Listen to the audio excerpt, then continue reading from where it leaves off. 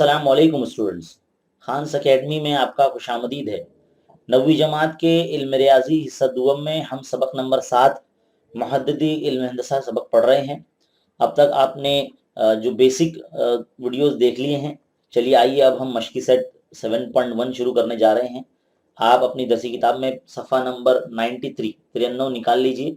यहाँ पर हमें 3 सवाल ही दिए गए हैं और इसमें मौजूद छोटे छोटे सवालात को हमें हल करना है। देखिए किस तरह से।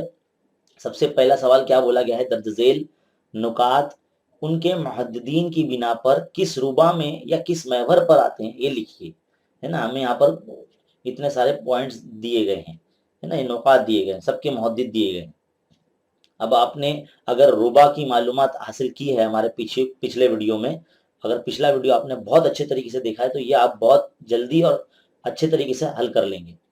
तो चलिए आइए इसको हल करते हैं। सबसे पहले तो इस तरह से आपको नुकात लिख लेने होंगे और फिर बाद में आपको जो है ये जो हमारा मुहद्दिदी निज़ाम है इसके लिहाज से आपको जो है इसको अंदर नुकात लिखने आना चाहिए। देखिए सबसे पहले तो हम आपको पहला पॉइंट बता रहे हैं। यहाँ पर पहला पॉइंट हमें ए दिया गया है, क्या दिया गया है, -3,2 दिया गया है। तो -3,2 यानी x पे -3 यानी यहाँ, और y पे +2 यानी यहाँ। तो पॉइंट ए जो है यहाँ आएगा और ये जो है हमारा दूसरा रुबा है ना। तो हम यहाँ लिखेंगे दूसरा रुबा। तो आपको क्या करना है, जितने भी नुकात है इस तरह से पहले ऐसे लिख लेना है, नुकात और यहाँ पर रुबा या महवर, इस तरह से 2 कॉलम बना लेने होंगे। 2 कॉलम बनाने के बाद यहाँ पर आप नुकात लिखिए a -3,2 और यहाँ पे लिखेंगे आप कि बस दूसरे रुबा में है ना, दूसरा रुबा आपको ऐसे ही बताना है ना।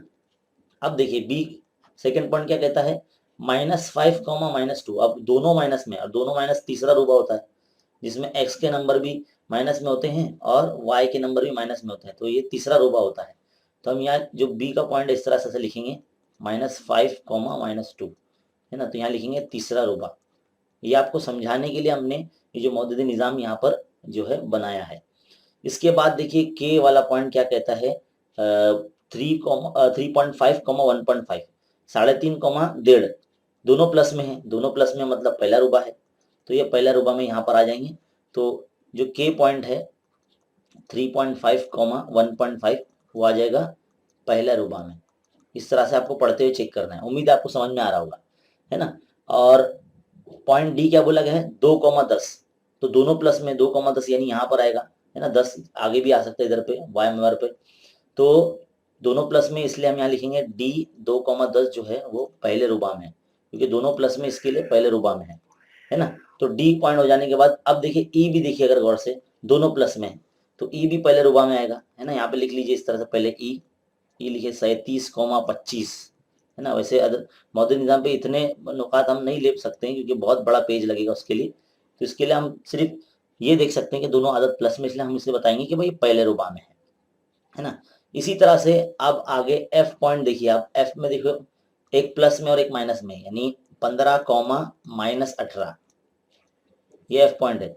तो एक्स पे प्लस में और वाई पर 18, यानी ये चौथे रुबा में आएगा, यानी यहाँ आएगा, है ना, चौथा रुबा। तो इसमें किसमें आएगा, चौथे रुबा में आएगा। तो इस तरह से आपको लिखना है चौथा रुबा।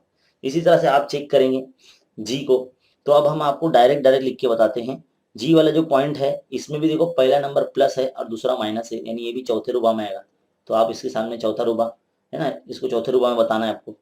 अब आगे देखिए एच दिया गया 0, -5, 0, -5 यानी एक्स पर 0, यानी ये एक्स का नंबर है, एक्स पर 0 और वाई पे -5।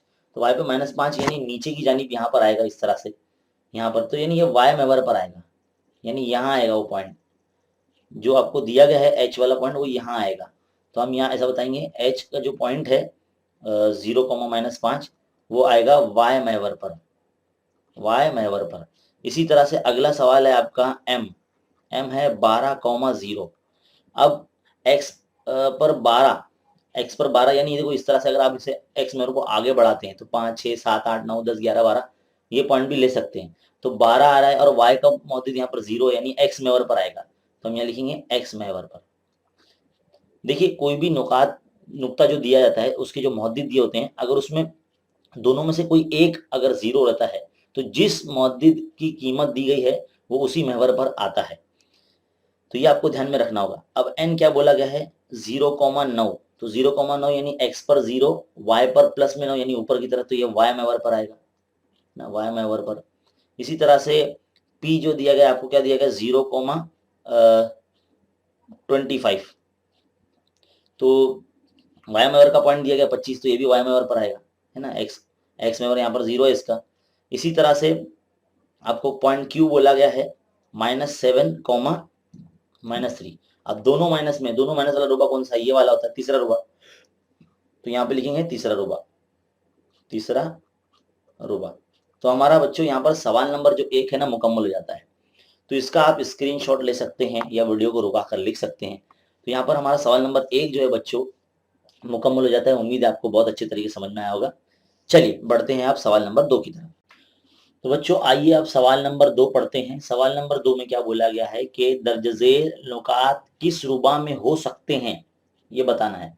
4 पॉइंट दिए गए हैं। पहला पॉइंट देखिए, ये तमाम पॉइंट्स को हल करने के लिए, तमाम जो छोटे-छोटे सवालात हैं इनको हल करने के लिए हमारे सामने एक ग्राफ पेपर जिसे हम कह सकते हैं या एक मौजूदी निज़ाम हमारे सामने एक बना हुआ होना चाहिए, ताकि हम प्रैक्टिकली तरीके से इसको समझ सकें, है ना, तजुर्बाती तौर पर सीख सकें।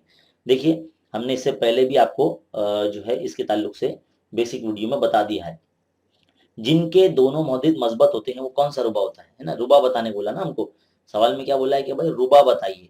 तो जिनके दोनों मौजूद प्लस होते हैं, देखो अब यहाँ पर x के मौजूद भी यहाँ प्लस में होते हैं और ये जो y के मौजूद है यहाँ पर भी ये प्लस में होते हैं, तो ये पहला रुबा होता है, ऐसे पहला रुबा कहते हैं। तो इसका जो जवाब आएगा वो आएगा पहला रुबा, है ना।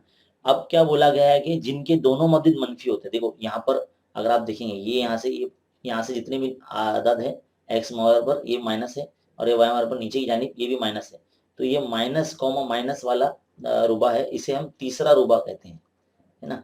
और याद रखिए कि रुबा देने का जो रुझान है वो राइट टू लेफ्ट है, मतलब यहाँ से पहला ये, दूसरा ये, फिर तीसरा इधर पे और चौथा ये, इस तरह से ऐसा होता है ना।